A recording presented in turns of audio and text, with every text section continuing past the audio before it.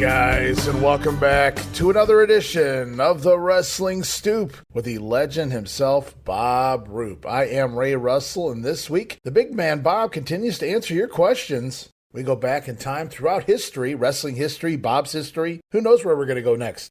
It's in the hands of the fans this week, and right now we bring back onto the show the one and only Bob Roop to get things going. Welcome back, Bob. Well, thank you, Ray, and hello out there. Thank you for being with us again. We need you. We not only like you, but we kind of need you too. It's nice to be here with you again. I hope you're well and stay that way. Ray and I were just talking about health issues, and protect your health and that of your loved ones. And okay, Ray, now we can maybe start talking. What's our subject again? Pro wrestling? Oh, that's right. I believe that's sports entertainment, pal. But yeah, pro wrestling. Oh, that's true. That's true. Whatever you want to call it, Bob, that's what we're in the game for here, the name of the game in the WrestleCopia world anyway. But of course, we get random questions. I got a lot of good feedback on your paratrooper story from last week. There were some people very interested in that sort of thing. So that was a fun time going back and reliving a little bit of your history before pro wrestling. But this week we do have a bunch of pro wrestling questions. So I guess we can get to rolling here. Let's see. Let me see where I want to start. I got a few questions I definitely want to get in this week. Nicholas Patterson asks, when you first broke into the professional wrestling world, coming out of the amateurs, coming out of the Olympics, coming out as a guy who did not watch pro wrestling necessarily, how long did it take you to embrace the gimmicks in the world of wrestling? So I guess the question is, when you came in, did you come in open-eyed, Bob? Did you go, just show me the ropes and I'll embrace it? Or did you go, what the fuck is this over here? Or this guy in a mask? Or why is that guy hooting and hollering and things like that? So did that come to you naturally? Did you just go, okay, I'm going to sit, like, because you told me before about just kind of keeping your mouth shut and your ears open and learning and your eyes open. Right. But there had to have been a lot of things going on where you were like, what the hell is this? So did you embrace it immediately is what Nicholas is asking here, or did it take some time? Well, I was committed. We had talked about Eddie Graham having paid for me and another great amateur wrestler to fly down to Tampa to watch. We went to the Fort Homer Huxley Armory and watched that Tuesday night show. In fact, my cohort, he actually works a match. And I knew I wanted to get into it. Again, my motive was to travel. Was never to make money. That was just an added benefit. I had been used to being poor because I was on a scholarship in college that just basically paid, if you lived off campus, your tuition was paid, but you got $52 a month in spending money, which today would be about $200, but it didn't go far, So I was used to being busted in a sense of, I had enough money for go out with the boys and get a keg of beer. That was a good night. Not a keg, but a pitcher of beer. That was a good night. So I started out with a $200 a week guarantee, which built a nice apartment. We're talking about $800 a month. Apartment, I think, only cost maybe $3. So yeah, I started out with an open mind that whatever it was going to be, I was going to try to learn it. How to be good at it. I know that from the first Tuesday night, that first night, I saw things happen that I didn't understand. I remember watching when we had talked earlier about Mario Galanto. I think I'm saying that right. He was managing somebody, and he had a cane, and he came down to the ring, and here was this old guy. They wouldn't let me in the dressing room because hadn't been broken into the business yet. So I was outside the dressing room watching the matches, but there was a balcony and you could stand up there and watch. And nobody knew who I was, so it didn't matter. Nobody was watching me. They were watching the wrestling. But I remember this old guy going down there with a cane. I thought, well, what's his role? And as soon as people saw him, they started screaming. I'm talking about saying some pretty nasty stuff. And I thought, well, wow, this guy doesn't look, maybe with that cane, he would be a threat. But by the time he got in the ring, people were reviling him. So I knew immediately, and here's the point. They were screaming and all, but I noticed that there were the cops. There were some cops there. Eddie had an end with the Tampa police, or I'm sure he was paying them, but the crowd was screaming. They were incensed. They were mad, and the cops were smiling, like and not laughing, but they were just smiling. They had been there long enough to know, and I don't imagine Eddie felt comfortable going up to the cops and saying, "Hey, you guys need to at least pretend that you think it's real," because you're exposing the business. I don't guess he had the chutzpah or the nerve or whatever to do that. But yeah, I remember watching the cops that were just smiling away at what basically was assault and battery going on right in front of them. I thought, well, so obviously, I mean, I had mixed emotions about that, but I concentrated on what was going on with the crowd. Didn't seem to notice the cops, the reaction of the cops. They were too intent on their own reaction. Yeah. Which and with Gunto and whatever he did was fury. They were really, really hot at him, and I was impressed because he had to be in his 50s or older, balding, and I was only I believe 25 at the time, so he looked like not an old man, but certainly a mature older man. And that he could go up there and just by standing there and turn around and looking at the crowd, have them screaming at him and throwing stuff, I thought, well, I've got a lot to learn. That was one of my first thoughts. But I also, it was interesting to me because to me, there was a lot more going on here than what I was seeing to make this happen, to get this reaction. It couldn't be, this couldn't just be some kind of accident. This was made to happen, and I was interested. And I had already made my plans to, again, I wanted to travel.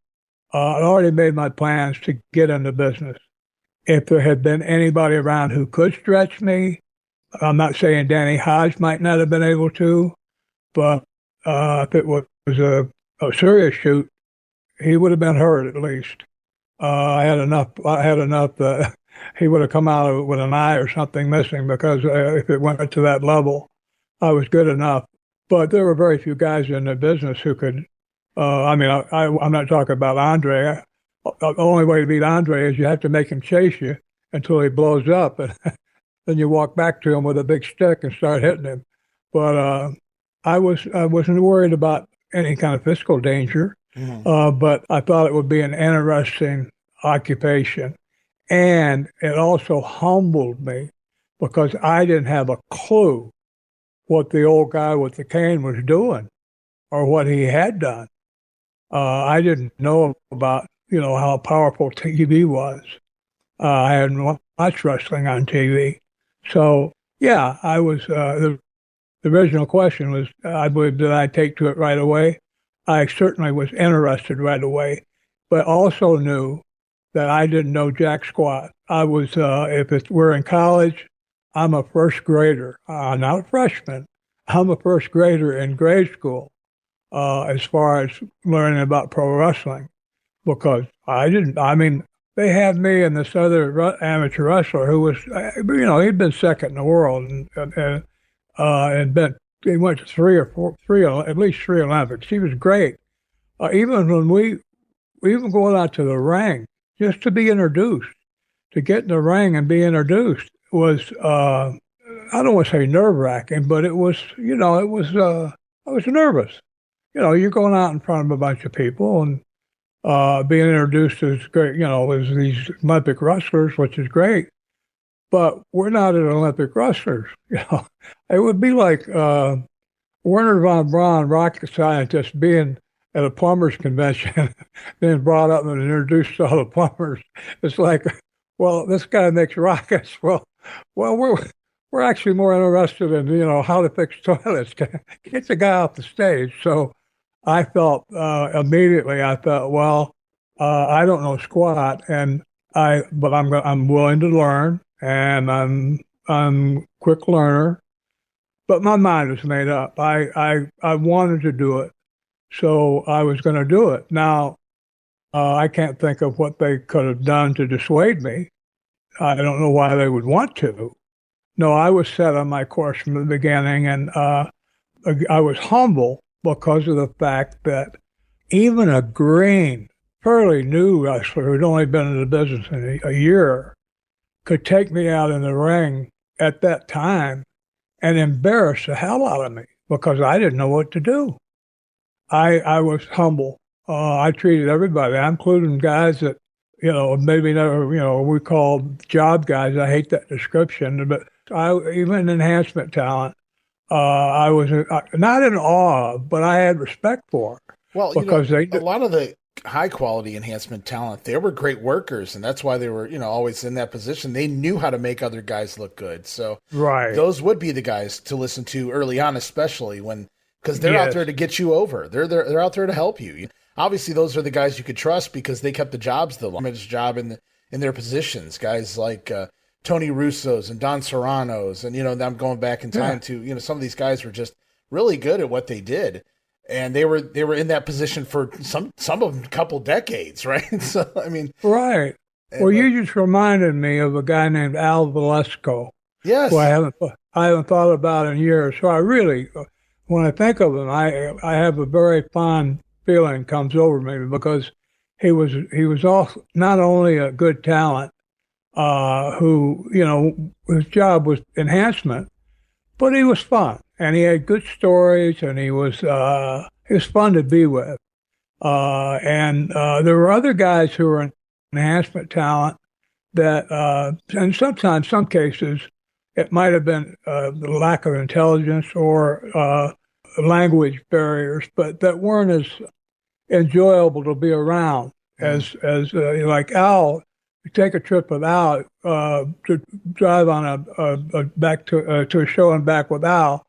Even being in the car, you knew you were going to have fun because he had great stories and a good sense of humor, and he wasn't one to just sit there and shut up. If you talk to him, he would tell you could ask him to tell you stories, and he would. Well, that's a great mind to pick from too. Al had probably been in the business nearly 20 years by the time you ran into him. Oh yeah, he had some great. I can't repeat a lot of the stories because they're sexual in nature, but some of the stories he told were just absolutely outrageous. I mean, I thought, well, I'm not sure I want to get into that area of expertise, like 15 women and whatever at one time. But I think the wrestling.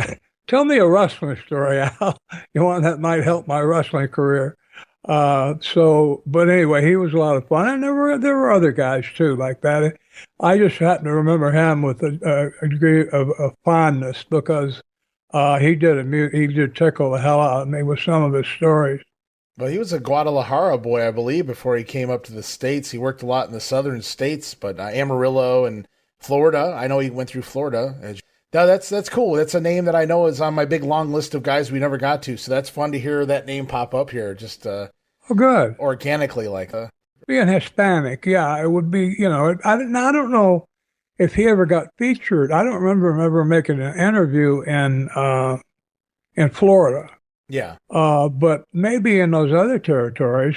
Now there were, of course, a lot of Hispanics in Florida because I never knew what the relationships in terms of cordiality, respect, and interaction was between different Hispanic groups. Yeah. For example, Mexicans and Cubans, and we had how many thousands, hundreds of thousands of South Americans who were of Spanish descent that were all congregated around Miami. Talk about an international city. Miami is one of them. That would be it, yeah, for sure. Oh yeah, you could go into parts of Miami and have a menu in 4 different languages. It's kind of cool. Yeah, it was interesting to me. Again, traveling is to learn things, and being around all different cultures is how you learn. This is how these other people do things. And you know what? I kind of like their way better than the way I've been doing it. Yeah. So, yeah. Stay open-minded, right? Absolutely. Yeah. I won't go too far off track, but I remember one time in Australia getting a hamburger that's of a kind that they're making now. Now they're making them where they're triple deckers and they got cheese and Yeah. pineapple and every these. I had a place that did the same thing. There would maybe you could if you ordered it with everything, there might be a fried egg on there. There might be some beets on there. Jeez. You never knew, but it was always about 4 inches high, and that was back. We're talking about in the early 1970s. So.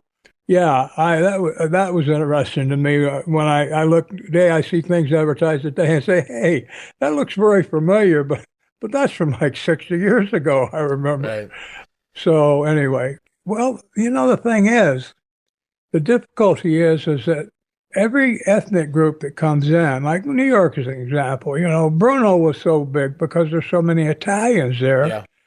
and then Pedro was big because there's so many Hispanics there. Right. And of course, Bob Backlund was fine because there's probably more Caucasians in New York than any other group. Yeah. Yeah. Yes. I didn't realize the Irish part of it. Yeah.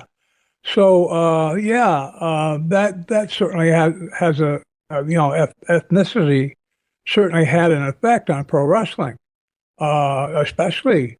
We talked about it in a completely different setting, was Japan and Korea, both Oriental, but the Japanese fans were docile, and the Korean fans could be rabid, like they were all. Yeah. they were all had been bitten by a rabid dog, and you were the only bone in sight. So I did find that interesting when you told that story coming down from working in Japan down to work for Oki in South Korea, and just how different the fans were and how riotous they were down there versus now. And fans would, we've covered a lot of Japanese 70s stuff on my Pro Wrestling Academy podcast. We've been covering a lot of that, and the fans do pick up. They do get engaged. If there's a guy in there they really care about, if there's a really great story being told, the fans do get involved in Japan, but not to the level of where you're talking about in South Korea, where they're getting involved kind of like they do here in the States to a degree, where they feel like they're part of the action. They want revenge on that heel. Well, you got people that look to be 100 years old. They can barely lift a chair, but they're trying to lift it to smash your brains out. Well, yeah, that's pretty serious.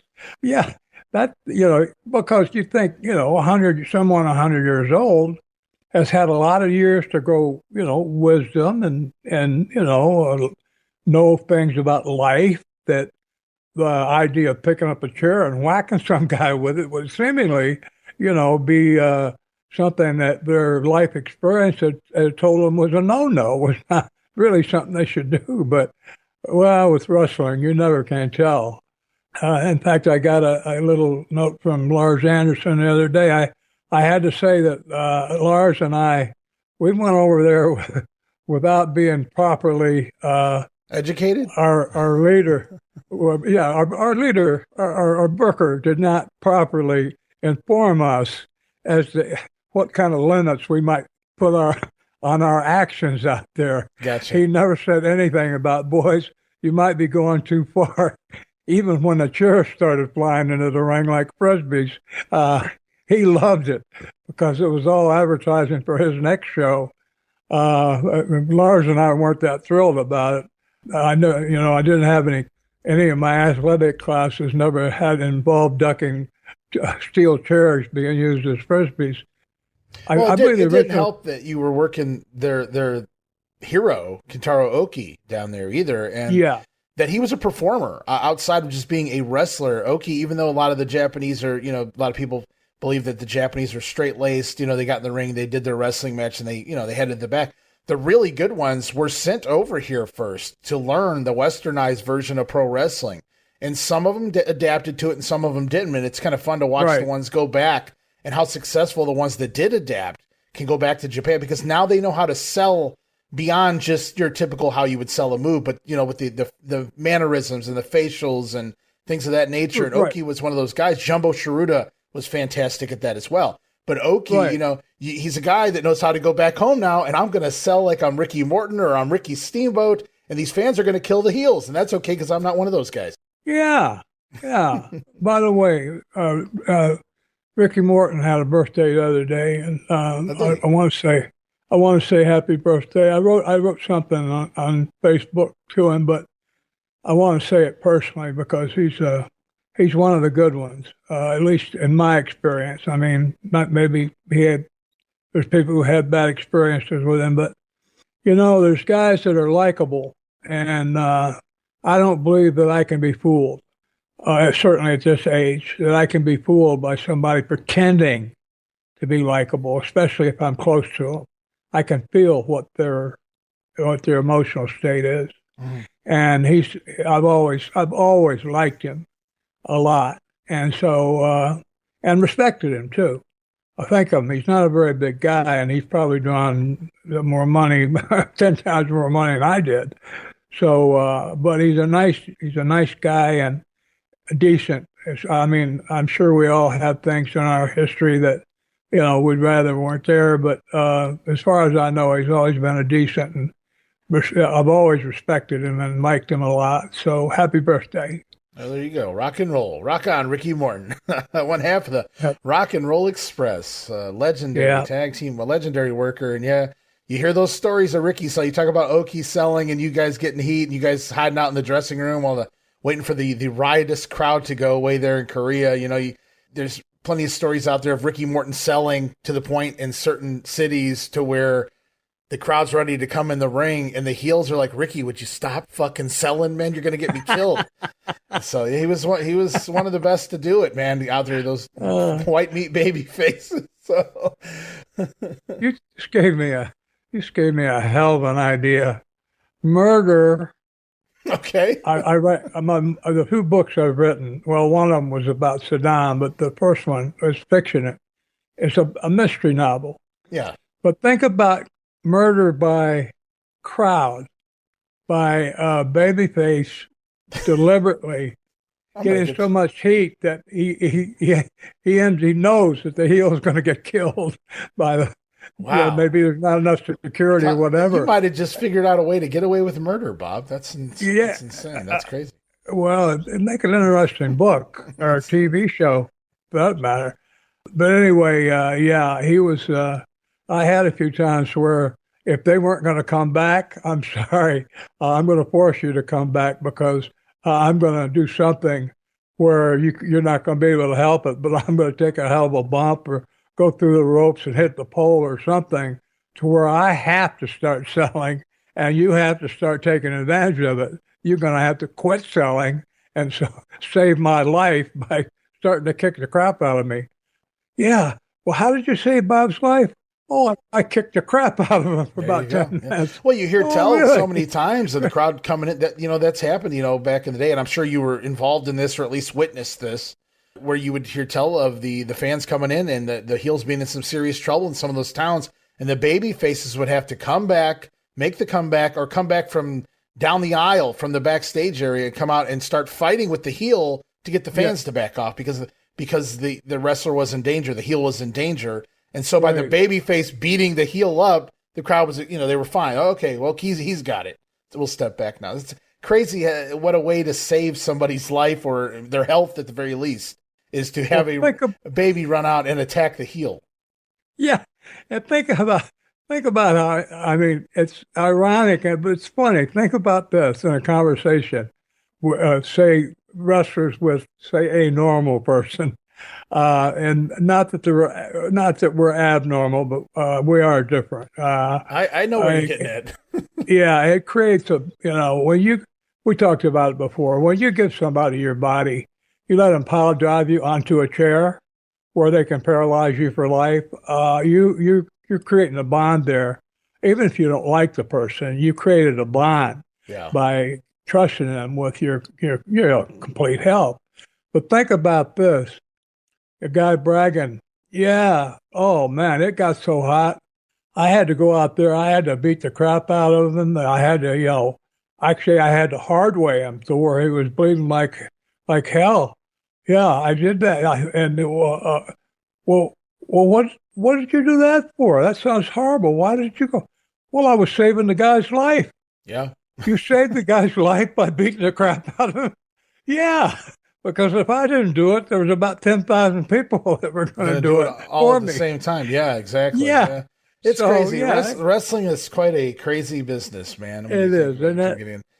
I before we move on, I just want to mention we go back to the question at the top of the program in regarding to embracing the gimmicks, embracing the storyline, the sports entertainment, if you will, of pro wrestling. I think you told the story many episodes ago about maybe your third match in the business or whatever it was with Coach John Heath, who was not necessarily Mr. Personality in the ring, hell of a wrestler, amateur and whatnot, but. So, Coach, and you have this match, and you guys are just amateur style wrestling, so to speak, or Right. what have you on the mat, and you hear a fan yell, "We want to see some of that real wrestling." Yeah. And so that the irony there, I think everybody can figure out where the irony lies in that entire thing. But I think, that type of thing kind of helped you embrace it, like, oh shit, this is not what they want to see. So I got to figure out this other form of pro wrestling that they do here. Oh yeah, yeah. It's yeah. That was funny. We want to see some real wrestling. Well, to learn the ropes. We talked about the one in Germany too, where I did my best move and two of my three best moves in sequence, and everybody laughed their butt off. You know, that's like what's Another wrong different with this style. picture? Yeah, yeah. This candid camera or what? Where's the hidden camera? Because this can't be the reaction I'm getting. But wrestling was a good lesson in many ways, and a good lesson about life in general. You learn people's values, and you learn about trust. You learn about loyalty. You learn about respect. And a lot of times you learn by lack of it sometimes, but you do. It's a learning experience.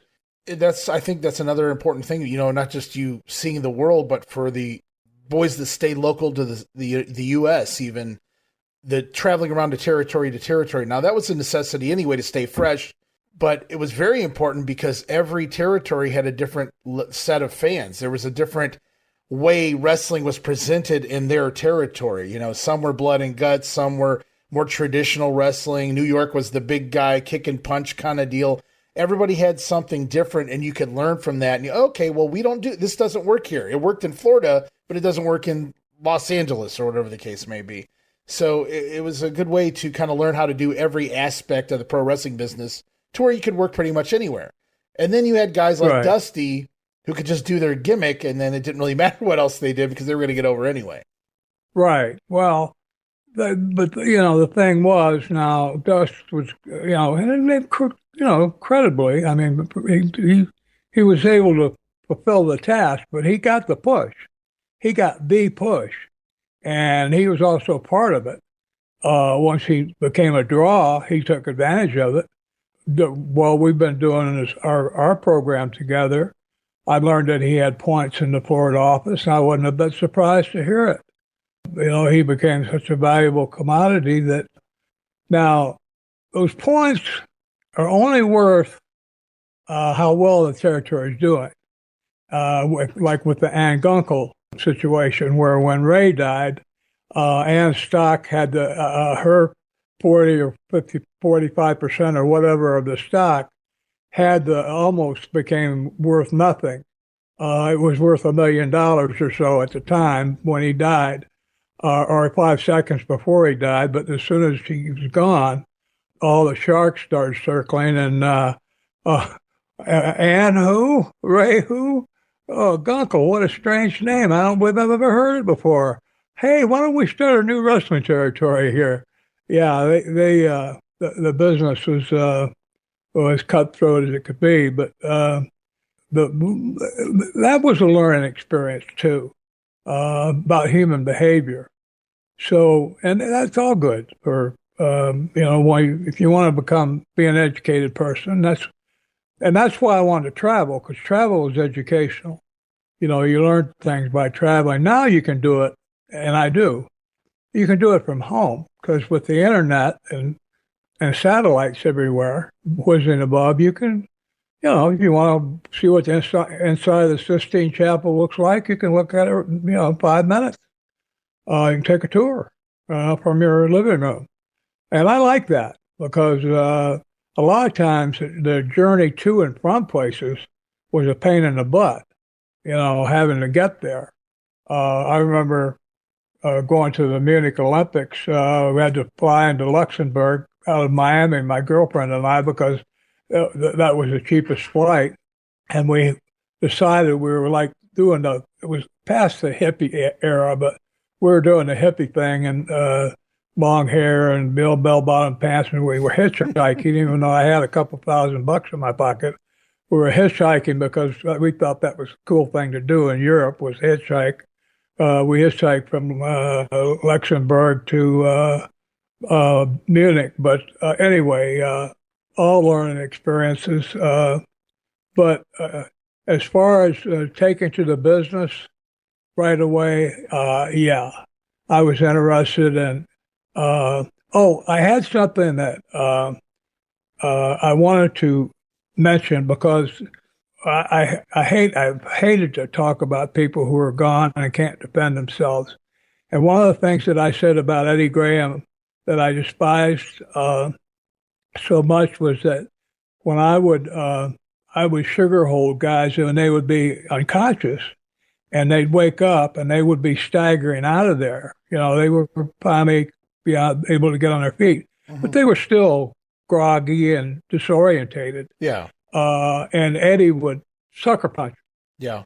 Now, I was talking about it with somebody the other day, and what I realized, nobody, including a couple guys who were not in any way, shape, or form strong guys, they were guys that thought that the sign saying "come down and work out, and maybe you can be a wrestler," they actually thought that was meant that it was true. It wasn't. It was just meant to get people down there to become walking advertisements for pro wrestling by getting beat up. But when Eddie hit these people, I thought about it. Nobody ever fell down. So what he was doing, think back to our Don Colt stories and the hard ways. Eddie was hitting them in the eyebrow, but he was hard way and punching them. He wasn't hitting them like to blast them and knock them down.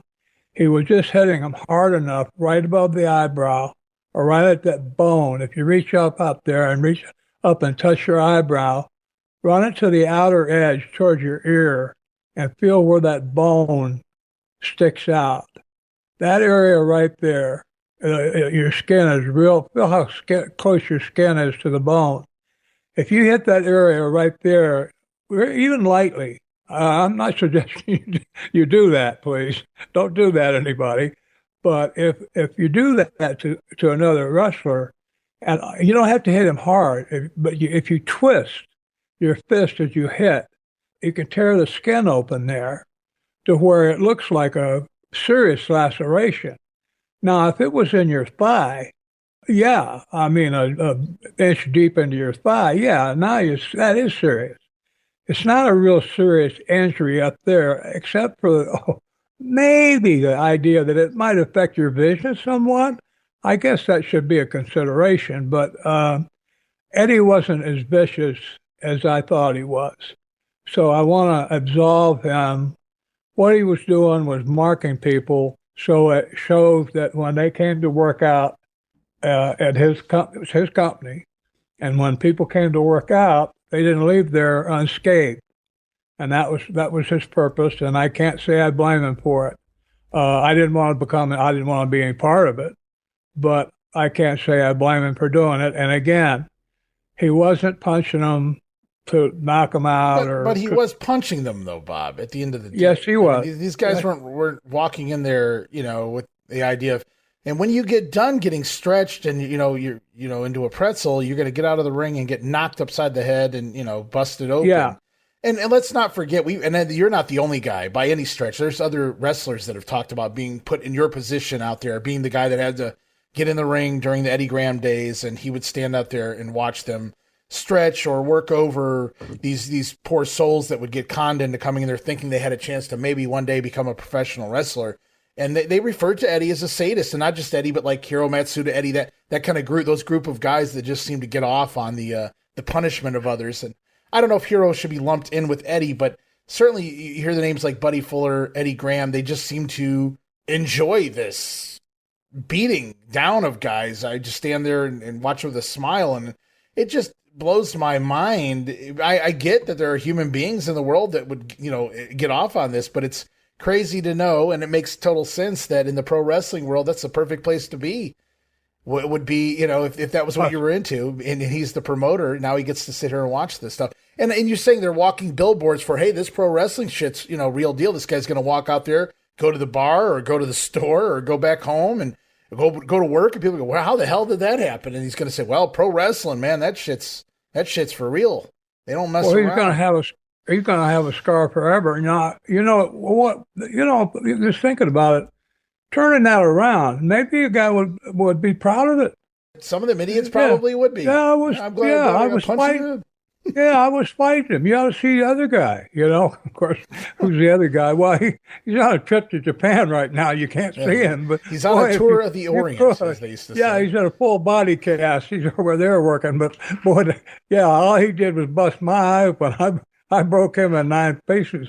Well, that's silly. It's really silly when you think back, though. I mean, I don't know. I don't understand what the logic of it was at the end of the day, other than pure enjoyment of some degree for watching guys get stretched. I just don't see the long term, whatever the idea was behind it. It's just, I don't know, man. Maybe I'm just living in the modern times, so I think back to and I go, that's just ridiculous. But I still think to this day, I get getting guys in there, giving them a tryout. Maybe there's a dickhead in there, you stretch him. Maybe there's a guy that doesn't really have a shot, and you want to take his money if he's paying. I don't even know how that worked, but I just don't see the point of the whole, punch, on the way out of the ring when the guy can't even defend himself. Right. It's whatever, man. Whether he knocked the guy on the floor or simply busted his head open, I don't think it was called for either way, personally. Well, I agree with you, but it was dangerous to actually, when they exposed wrestling to being sports entertainment, I mentioned this before, that was dangerous because all the heels that had been really, really convincing heels, and people believed that they really were, that deal where wrestling's fake, but that main event, that Johnny Valentine, that Jack Briscoe, that was real. All the people who are now being told, everything you believed was not true. It was all a lie. That was very dangerous for great heels who got a lot of heat because maybe families were disrupted because of it, or, there were serious problems created in people's lives because of it, that it made it dangerous where people said, oh, you guys were just fooling around all this time. And meanwhile, I went to prison for shooting a guy over something like this. Well, as soon as I get out, I'm going to shoot one of you wrestlers. But anyway, I'm in another way, the benefits outweigh the negatives because it didn't become good. It didn't become Satan against God. It didn't anymore. Right, no. It was, So I wrote a Facebook post this morning. You mind if I read it? Have at it. It's titled "Wiped Out." I remember a match where my partner in mime, play on words, partner in crime, partner in mime, like a mime, and it came to the ring trailing 15 feet of toilet paper behind him. No pun intended. He was an old hand whose performance, due to his lack of physical conditioning, included comedy. I was young and green, working with serious intent as a wrestling heel, with no capitalized experience in this sort of slapstick. I was acutely embarrassed to be in the ring with him, finished the match with a shoulder breaker in less than 30 seconds, and left feeling ashamed to be part of what I considered a farce.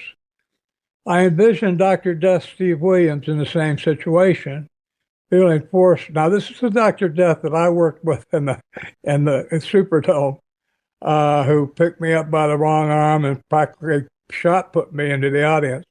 I envisioned Dr. Death Steve Williams in the same situation, feeling forced to go the 5 minutes I was asked to make the match last, spending the entire time seemingly obliterating Mr. TP. When asked afterward why he had treated his victim so harshly, the perfect answer would have been, He came to the ring trailing toilet paper, so I wiped up the mat with him. I thought it was funny. And I end with warmest regards. Stay safe and well. Best from Bob. I remember that match. The guy coming down trailing toilet paper and just being mortified. And learning that part of business. A few years later, that was no big deal.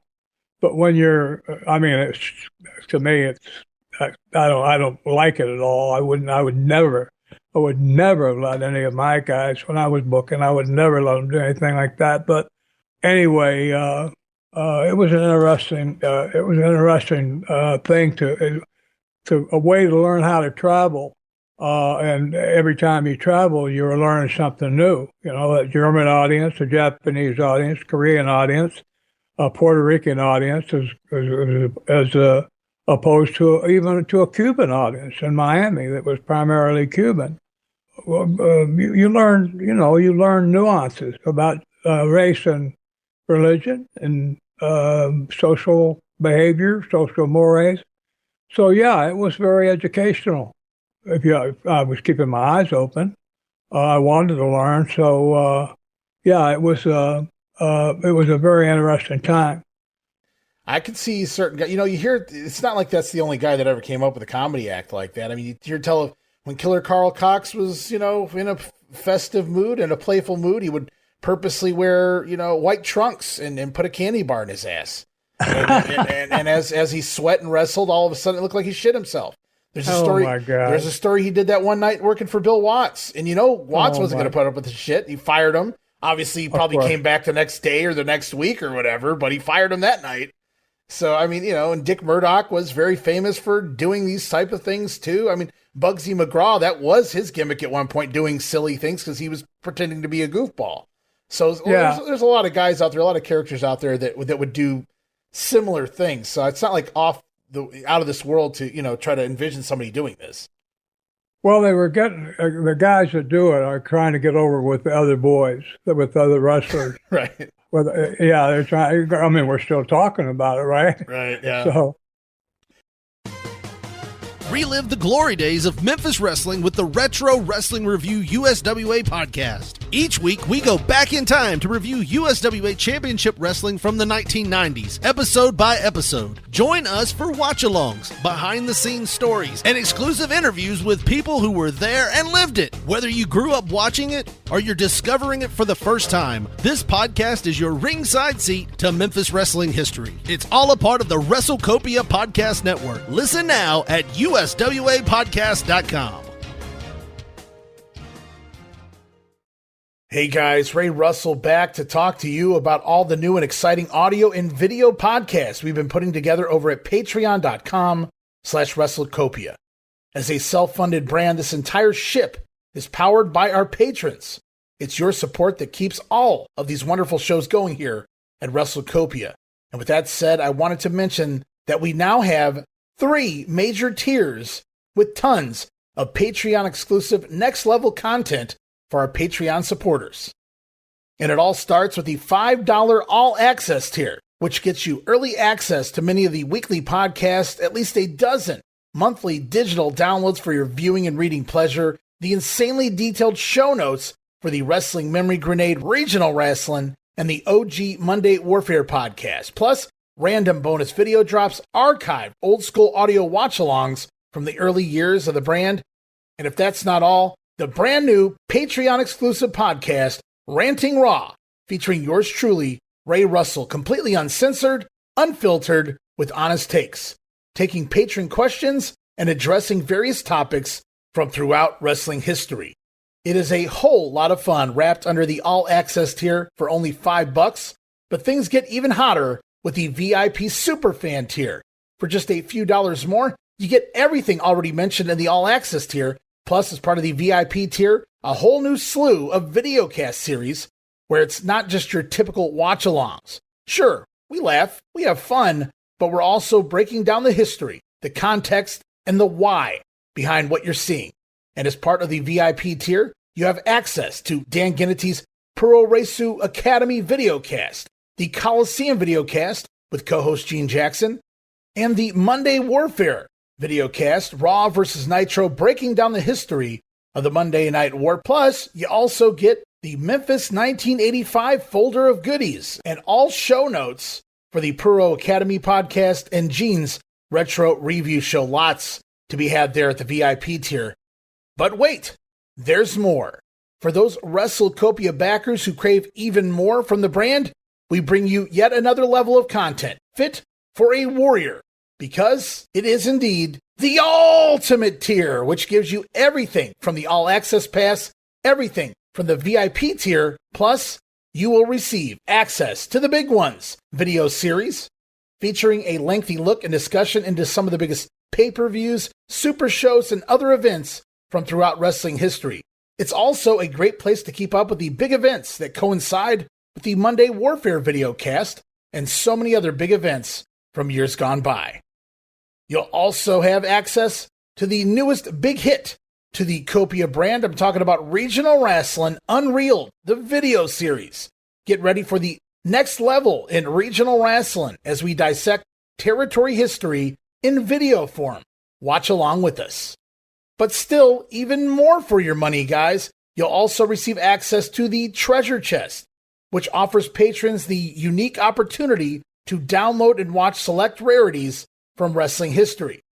And for those of you who are wondering what we offer, are contemplating joining a paid Patreon membership, or simply a curious lurker, a reminder there's a free tier at our Patreon that you can join as well. Remember, guys, no subscription, cancel any time, but I think you'll like the content that we're offering there for any budget you may have. And you can sign up right now, patreon.com/WrestleCopia, or look for the QR code where available. We appreciate your support in helping us pay the bills to keep the WrestleCopia podcast network running and enabling us to continue to bring you all the quality programming that we offer.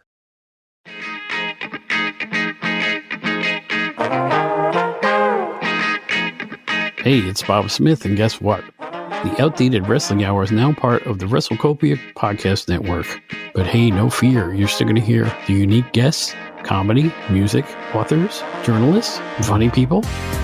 Who knows who's going to end up on the Outdated Wrestling Hour? Remember, it's all new and all old.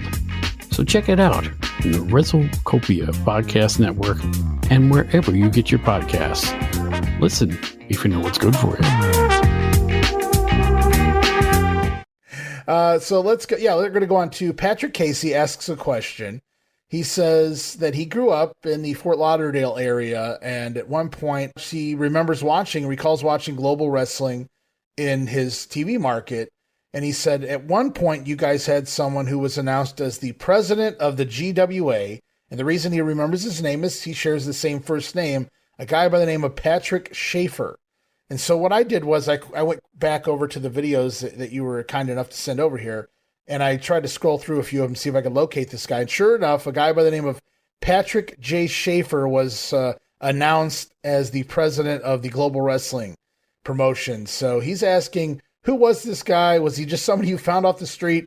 Did he have points in the company? What was his deal? Do you remember Patrick J. Schaefer at all, working for Global? I might have met him, or he might have been gone by the time I got there. I know that, Red Robert, or Dr. Michael Brandon, Dr. Red Roberts was the president of the company when I was hired, and I know all the executives from Integrated Business. There was about 6 or 7 of these guys sitting around in suits, including Red. Well, I walked in with my cutoffs and shower shoes and a tank top to interview for what they considered, they had $500,000 in an account. They figured it was an important job. But I don't believe I ever met Patrick Schaefer. I think that he might have been let go or moved sideways. Sometimes that's how they promote people. But because they start out with $800,000, and he spent $300,000, and all he had to show for it was 2 hours of TV. So they did the math, and they figured out, well, we're going to need at least a season. At the time, a season could be, let me think, 36 shows or half a season could be 26 shows. And now they don't do they'll do series that are only 14 shows or even 6 or 7. Now it's Yeah, changed. they've definitely drastically cut down on the length of seasons. Yeah, I think the average now for full season is something like 22. But you're right, they do 10 episode seasons, 14 episode seasons. It's very different. If you go back back in time, seasons were much longer. Well, we needed to have at least a year, or we needed to have at least, well, let's say 3 or 4 months of tape of shows that we could start playing, and off those shows we could start running live shows to where we could make some income. Right. There was no income; it was all outgo, and I guess in less than a year, the outgo with Patrick Schaefer in charge was $300,000. And they had very little to show for it. So, in fact, the wrestlers they used, thinking that would be a big draw, a lot of them, they couldn't afford to keep them on staff and pay them every week. And there was no income. So a lot of the guys, Cousin Junior and some of those other people that you saw on there, you never saw again because they couldn't make a living working for Global. So those first 2 tapes, in a way, were not really valuable because if there were 8 wrestlers on there, 3 or 4 of them were gone. You weren't going to be able to book them on a card, on a live show. So the first 2 shows were basically wasted. And Red was smart enough to know that. And so there needed to be a change. They weren't sure what exactly what change to make, but fortunately, they had Boris Malenko, Larry Simon, working for them, and Larry said, "You need someone who knows how to make TV. You need a booker, and part of a booker's job is making the TV to promote the wrestler. He usually hires or brings in. Dusty always had his crew with him." Because Dusty was going to be the one telling him what to do. And it was very easy for him to get the booking job because, he always had, you're not just hiring me, you're hiring Lex Luger and Barry Windham and, 9 or 10 other guys. Dusty took most of Florida with him when he jumped to Crockett, that's for sure. Yeah. So, that's hard to turn down when you think, well, if I don't hire this guy, maybe he's going to go to my nearest, the next territory over and start working there with these guys. And I don't think I want to face that. So, yeah, I'm going to hire the guy. So, yeah, with Global, it was Patrick or Schaefer had nobody dissed him. I mean, nobody was saying, oh, what a bum he was or anything. He wasn't part of the picture anymore. Well, he was just some guy sitting behind a desk, a on-air character by anyone. I don't know. I don't know if he had some kind of office. Maybe he was one of the guys that were invested and he wanted to be on TV. I have no idea how that worked, but I hadn't recalled him when I was, digitizing the footage. But I went back. It only took me about 3 episodes to kind of skim through before I saw him pop up. I go, sure enough, there he is. Because I didn't want to ask the question and then not have any information on him. So I wanted to go look him up myself. And he was definitely an on-air character at some point, a very brief period anyway. I don't know that you really needed a president at that point in time, just getting off the ground, but it was nice to try to cover all the bases and come up with a character like that for the programming. Yeah, Schaefer outwore his welcome. Now, all those guys, I had talked before about them being hustlers in a sense of creating these companies. Yeah. And they had 3 of 14 companies they owned. I don't know, I'm not saying how many, 3 or 4, maybe 4 or 5 guys owned the stock in those companies. And those companies were feeding off all these new companies, public companies that raised money by issuing stock. How do you get people, how do you get money out of people's pockets? Well, if you sell penny stocks, you can start, they start out at a penny, and as soon as people start buying them, they go up in price, and, by the time they get finished, maybe they're worth $15 a share. So, all of a sudden, if you've got 100,000 shares, all of a sudden you've got some serious money. especially if you paid a penny a piece for them. So, but one of the things was it was the brother of the president of the company who did the taping, because he was still doing it when I took the booking job, and he's one of the reasons that they spent, I think, what was $100,000 to make 2 shows. He did have some TV experience, but he didn't have TV experience at making wrestling shows. You don't make a wrestling show like you make Everyone Loves Raymond. You don't make them the same way. Wrestling shows, in order for them to work and be profitable, you have to go live to tape. You start taping, and an hour later you're done with the show. You don't ever stop. Now they pause, but the tape is still running. But pause are for the insert where you're going to insert the advertisement. Every hour has 48 minutes and 50 seconds of subject time, and the other 11 minutes and 20 seconds is advertising time. Right. That you can sell, of course. With a sitcom, even if they're in front of the live studio audience as well, they can do a take 2, a take 3. They bust up laughing in the middle of one of their lines. They just reset and redo it again. You can't really do that at a wrestling. Now Vince did that a handful of times if you go back and look into the Observer or look into things. Vince would go back and tell those guys, get the fuck back out there and do it again, because his logic was, okay, maybe I'm exposing the business to these 12,000 people here in this arena, but this is going live nationally, internationally, across the world to millions and millions of people, and it's got to be just right, because I'm building something for a pay-per-view to make money off of. So he didn't care to do that if he had to do that, if he thought something was the drizzling shits, so to speak. And sometimes they would just do it again at the next taping. Sometimes they would do it almost immediately again, go right back out there and do the same skit or segment or whatever the case may be. It didn't happen often, but and you got to go, man, that's exposing the business. Vince was playing chess when everybody else was playing checkers, though. I feel like at that point, you know what I mean? He's looking at the big picture, not, oh man, Milwaukee's going to really they're going to get exposed here tonight in Milwaukee. It's okay, but what about the 8 billion other people that are watching this product?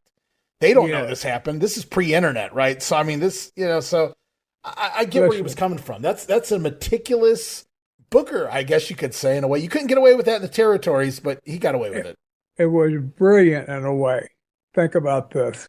And they taped in, my understanding was that they taped in Philadelphia. I told a story about working in Philadelphia with Ronnie Garvin, where the fans were all smart to the business because they had been smartened up by Vince taping there for years. And, one show might end with some guy getting carried out on a stretcher, and then the next show he's on the second match, got a little Band-Aid on, and, but he looked like he was on his way to the hospital. And now here, 30 minutes later, here he's back, fresh and all, cleaned up, looking like he just got, he just got up from a nap. And so, they exposed the business. But you know what? Those people in Philadelphia, even if they were coming to hoot and holler and yell fake, they made a hell of an audience. Yeah. I had 7,000, 8,000 people there in the audience, and you can always mess with the background noise. You can always dub over. Oh, yeah, crowd sweeping, man. Absolutely. Yeah, you can always dub over whatever the crowd's doing. But by having them there, and you know what? There were times when and my match with Ronnie, we eventually got them to where they got with the match, and they were, at the end, nobody was yelling. Well, it wasn't a bunch of, that was the drizzling shits or anything. It was, we got a response. So it was brilliant for Vince to keep, he could have moved to different cities. Now that would have been expensive, but by doing it there, even having an audience, if you know that every one of them is smart to the business, if 7,000 or 8,000 of them keep showing up, you know what? It was probably free. I don't know. Maybe charged, but maybe you could get in free. But if you had 7,000 or 8,000 fans who are making noise, Well, when you pan the crowd, I mean, this is for TV.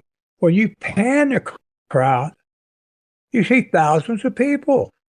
Now, most TV, like in Florida, the snake pit down there, if you had two big anacondas in there, there wouldn't be much room for many people.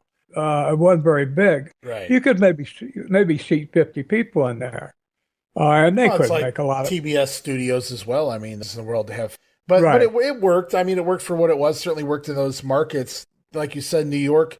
Their TV out of the Philadelphia arena for quite a while, and then later on in the late 70s, they would move over to Poughkeepsie and Allentown till the mid 80s. But again, it was the same venue every 3 weeks or so. So Right. you would tape 3 to sometimes 4 TV programs at a time there. So obviously in succession. Now back then, New York wasn't doing a lot of angles ever, so you would only get maybe one angle the entire TV taping if you were lucky back then. But when you got one, like you said, okay, but wait a minute, this guy just got maimed, or maybe you just saw a match where the Moondogs or the Samoans beat the crap out of some guys, and these guys are back in hour number 2 for another match now, looking just perfectly. I thought Alpha killed that guy an hour ago, and that would go on. That would become a thing. There were TV tapings obviously done to save money, cut costs. You don't want to cut. Right. You can't go to a different arena every week, a big arena, because Vince was doing the big arenas by the mid 80s. You can't go to a different, basketball-sized arena every week just to tape an hour of job matches. So it's right. So it only makes sense the cost-cutting measures there to do several at a time. But you learn as you go. Yes, I'm amused here. I'm actually grinning when I think about after Vince Jr. Did the sports entertainment gig, where it's not real, it's just sports entertainment. I can just see him the next Philadelphia, if they went to Philadelphia, and all those people started yelling boring or whatever, or fake or whatever. Him getting out there and getting the mic and saying, "Well, I already told you people what's going on. What the F is your problem?" He would have the last laugh by far. I could just see him pointing at the crowd and laughing his ass off. "Oh, yeah, you were right all this time." Yeah, but you know what? You're still here, aren't you? Yeah, you still bought a ticket. So I'm laughing all the way to the bank. Absolutely. Yeah, it's funny. Vince would do that just to cut costs. It really comes down to tax purposes. When they, came out at the beginning of 1989 and admitted, yes, wrestling is a work, to get rid of the state athletic commissions and whatnot, because they specifically wanted to get rid of the one when they went and made this announcement up in Jersey, because they were coming to Donald Trump's Trump Plaza in Atlantic City for WrestleMania 5, and Vince didn't want to pay the hundreds of thousands of dollars in taxes because of the state athletic commission. So wrestling's it's not a sport. We don't want to pay the sports fees. And so that there was, again, a method to his madness, but at the same time, everybody knew, and it wasn't like Vince exposed the world by that 1989. Right. But at the same time, it's kind of interesting to know that, he went out there and just blew the whistle just to save money. And I can't imagine if any of the other promoters had been that successful by that point, Bob, that they wouldn't have done the same damn thing. Well, no, I agree. I don't know anybody.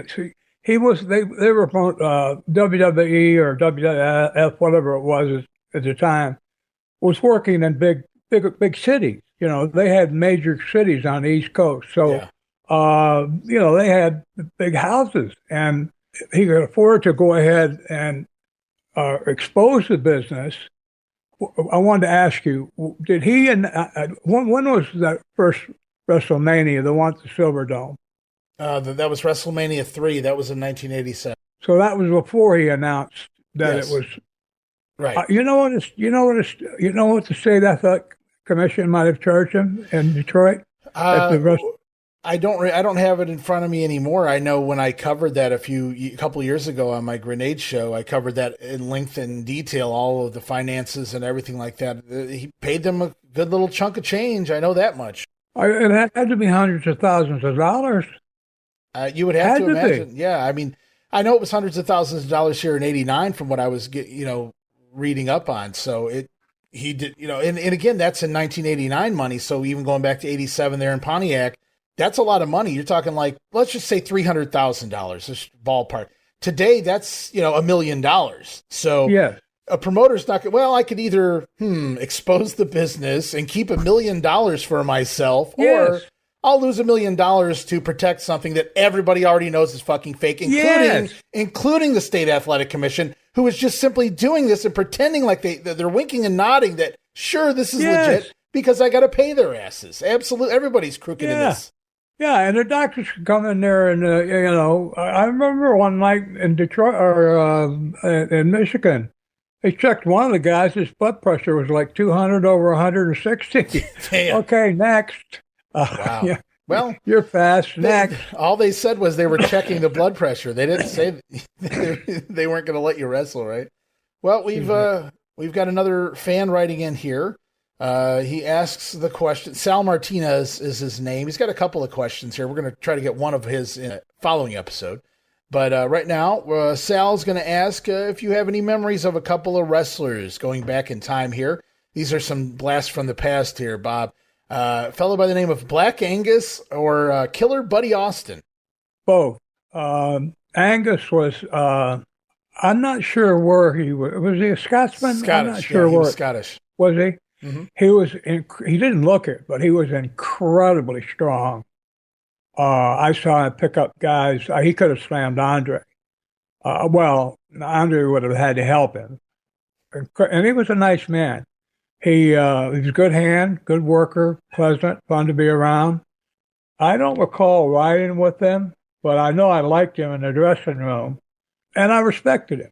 He had like slender arms and legs. He had a little bit of a pot on him, and he didn't look like it, but he was incredibly strong for his size. I always admired that. There were wrestlers like that, amateurs, that were very deceptive. They didn't look like they were strong at all, and they were like steel. Bob Backlund for one. Yeah. Well, Bob. Some of the guys I'm talking about were lean. They were lean and mean. They were maybe wrestling, say 167. They were 6'2" and lean, and the normal 167 pounder was about 5'9" or 10.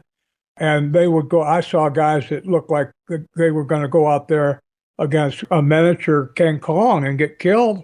They would just tear King Kong up, make a monkey out of him. Sorry, I couldn't resist. So Angus was one of those guys, maybe that didn't. Angus was one of those guys, okay. Yeah. And the other one we were talking about, Buddy Austin. Buddy Austin. Now, Buddy had a great. This is a sad story in a way. Buddy had a great career. He got over in Australia so strongly that they might still be talking about him. I know that when I went over there, that he was one of the ones that they always mentioned. But he had a tragedy in his life happen. One or maybe even two of his children, and I hate to mention this, but life happens. One or two of his children drowned. And I'm not sure if it was while he was supposed to be watching them or what, but the next door neighbor had a pool, and even if it's just one child, wandered over there, fell in and drowned. And Buddy went into the bottle. And the first time I ever met him in person, I was booking in California, and he came to, I don't remember the town, but he came to the show and asked if he could work. And I could tell he'd been drinking. He wasn't staggering, but you could tell he was drunk. Well enough along? Yeah, like I say, he wasn't staggering, but he was definitely along. And, I was like thinking about being charitable and just adding, he wasn't booked. Just adding a match and putting him on the card and letting him have a payday just out of respect for his career. He was. I think after I talked to him, he went and maybe he had one of those flasks somewhere. Later when I went to talk to him about his match, he almost fell off the bench he was sitting on when he sat up to look at me. And so I told him, well, I'm sorry, man, I can't let you go out there. I can't let you go out there like that. So we're going to just cancel your match. It was going to be added anyway. Sorry about that. Yeah. And later on, I came back for something, and he was talking to the rest of the boys, and he was, nobody knew me from my name. Nobody knew who Bob Roop was. I hadn't made my mark in any way as a pro. I mean, they might have heard of me, but I wasn't a Buddy Austin. Right, I mean, right. This guy'd been famous for like 20 years or more.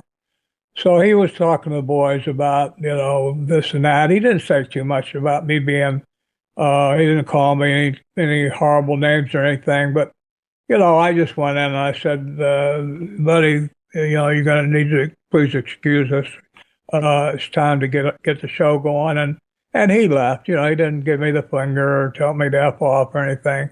So it was under unfortunate circumstances that I met him. But as far as being a pro wrestler, when he was straight, he was very, very good, obviously, because in Australia, he was legend.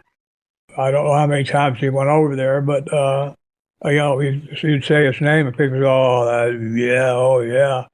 So he was a great hand. It's unfortunate. He had this horrible, you've got 7 kids. You can imagine just one of them being hurt upsets you. Imagine losing them. So, yeah, I remember correctly. I don't remember how old, but he had twin daughters, and they were fairly young still, just over a year old or something like that, and they both drowned in a pool. Yeah. So I can imagine if he hadn't already been in the bottle by that point, that would probably put permanently. Oh, I can only imagine the grief and the the guilt. The guilt, yeah, the guilt for sure. Oh my God! Crazy thing was, I don't remember what year that was. I know it was like in the late '60s, but I remember within a year of that time, he goes back to Australia and gets shot, and recovers from it. So think about it, in less than a year span, your daughter, and who knows what the story was that led to him getting shot. Maybe that was something he brought on himself. Maybe he hated himself. Maybe I don't want to pretend to throw myself into a wrestler's mindset that was, passed away when I was 1 year old, if I remember. I think he passed away in 81. Just trying to think myself in this, I don't know that was a complete accident that he walked into a gunshot, like, say less than a year later, obviously out there partying. I think it was during a party or something. I don't know, man. It's a hell of a, he did have a hell of a great heel from my understanding, one of the top of his time. But, the stuff that was going on behind the scenes with him, it's just tragedy, really is what it is. Unfortunately, they drown. I don't know, man. It's a sad, story to, a pretty famous wrestler from his heyday in the 50s and 60s. Well, you know what? You're a family man, and I am too. My family is more important to me than my own life, frankly. So I'm talking about my sons and my grandchildren. I can't imagine what it would be like to lose two children. I just can't. I don't want to envision it. I mean, it's just too horrible to even think about. Mm-hmm. Something like that would make everything you've done in your life worthless. It doesn't matter that you're famous as a wrestler or anybody else. That would just destroy you. At least it would me. I don't know whether I would react the same way he did, but I know it would take some serious effort to try to get over. I don't know how you could ever get over it. But anyway, let's talk about the positive things. He was a great talent. I don't know if him getting shot had to do anything with wrestling. No, you say I think it was like an after party. I think because it wasn't just Pedro Morales, I believe, was also involved. I think he got stabbed or something. So I don't really know what the story was there, but yeah, both of them were injured. Buddy shot and Pedro was stabbed, and obviously they both lived and went on to have careers after that still. But yeah, that happened. I know it happened not too long after his daughters passed. Oh my God! Crazy lives of these pro wrestler guys.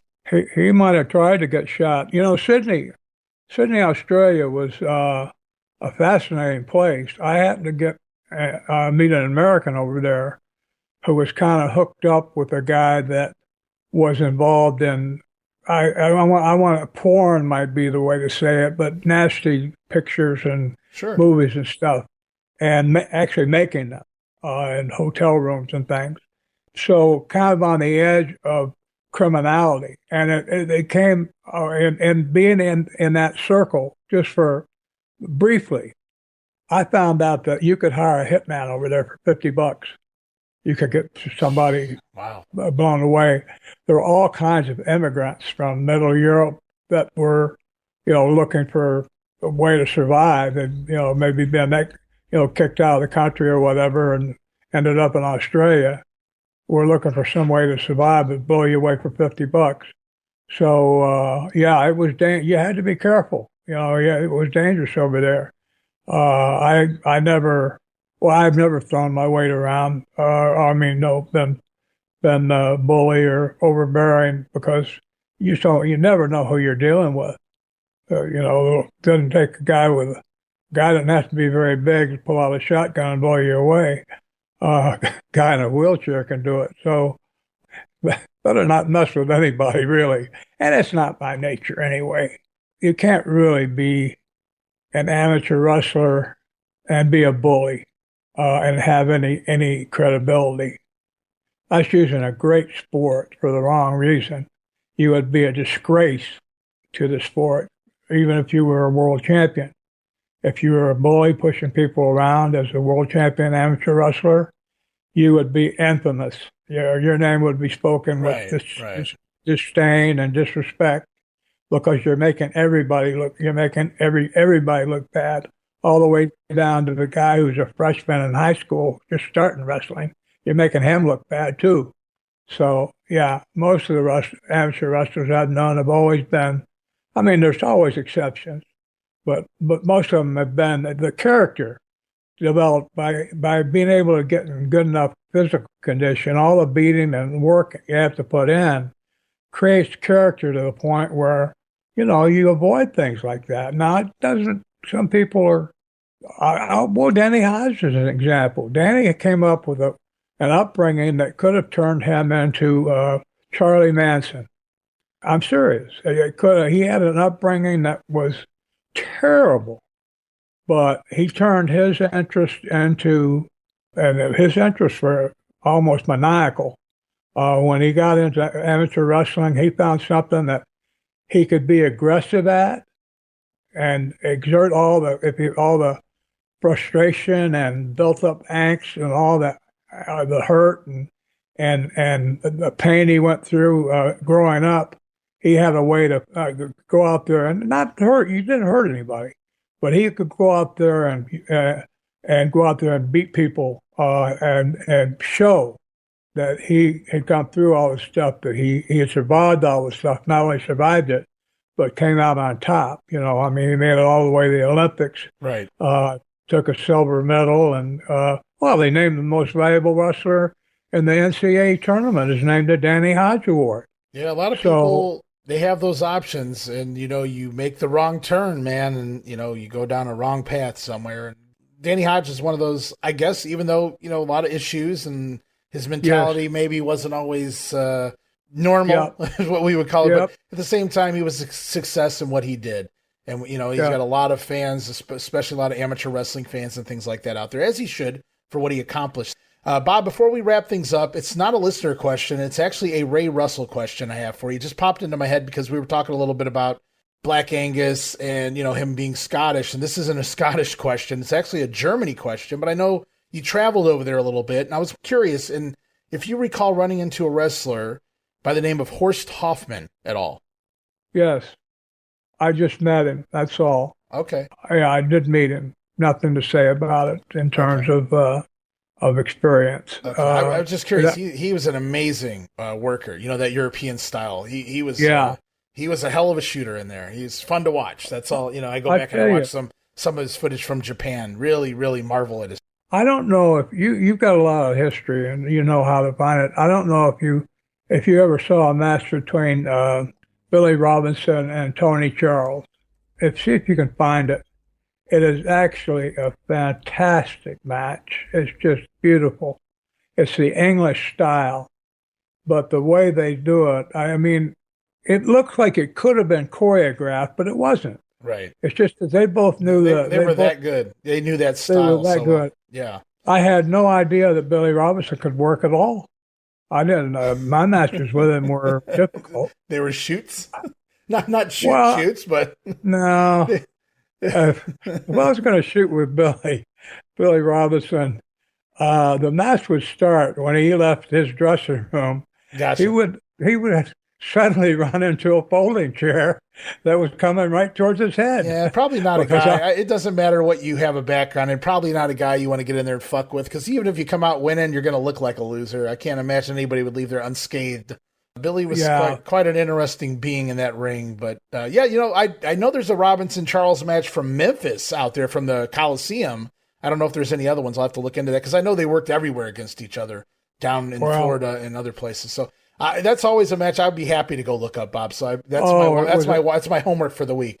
That was a thing of beauty. I'm telling you, I was really impressed. From start to finish, everything made sense, smooth, and there wasn't a punch or a forearm thrown. It was a wrestling match, and it was just beautiful. And I'm telling you, I'm glad that I saw it because I had my not beef. I had my problems with Billy. My problems with him and Verne Gagne both. The first time I ever saw either one of them physically was at the Munich Olympics. They were coming out of the wrestling, and I was coming in, and I recognized both of them, of course. And I stepped, and not right in front of them, but up to them, and said hello. And Verne Gagne looked at me and just walked around me and kept moving. And Robinson went with it. Neither one of them spoke to me. And I'm not saying that I'm overly sensitive, but I never even thought of ever going to work for Gagne. I wasn't ever going to work for him. I don't care what he offered. Verne was upset that you chose Eddie Graham over him. Then probably, Verne loved the amateurs, being his former amateur, and your style. Verne was into that kind of stuff too in the ring. So for him to just kind of walk around you like that, this sounds to me like there was some sour grapes or something going on there. I'm not sure what the deal would have been, and Billy Robinson, of course, being flanked by Verne, probably just went along with whatever Verne was doing. It sounds like in that situation, but you would come to see Billy many, many, many, many more times after that.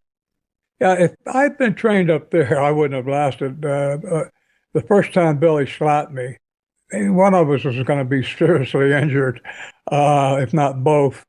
I couldn't have trained under.